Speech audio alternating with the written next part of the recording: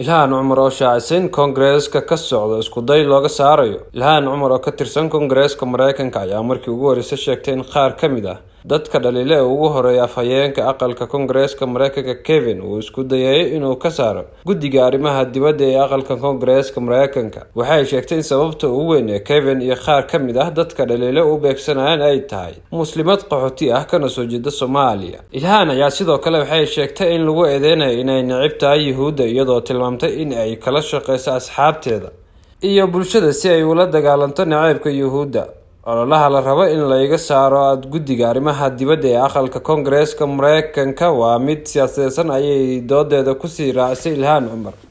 waxay sheegtay in qaar badan oo ka mid ah xubnaha aysan rumaysnayn in qof muslim ah qaxooti ah Afrikaan ah uusan xitaa joogin Koongareeska iska daa inuu fursad u helo inuu ka mid noqdo guddiga arrimaha dibadda. ilhaan ayaa sidoo kale waxay iftiimisay odhaah islaam nacayb ah oo ka soo yeedhay wakiilka Georgia Toller Green iyo wakiilka Colorado Lauren iyadoo kusoo oogtay dacwad islaam nacayb ah. si kastaba in xilligan ilhaan cumar laga saaro guddiga arrimaha dibadda ee aqalka waxay u baahan tahay in ay u codeeyaan aqalka Koongareeska Mareykanka, waxaana soo baxay in tiro yar oo ka mid ah wakiilka jamhuuriga ay ka soo horjeesteen isku dayga lagu doonayo in ilhaan looga saaro guddigaasi.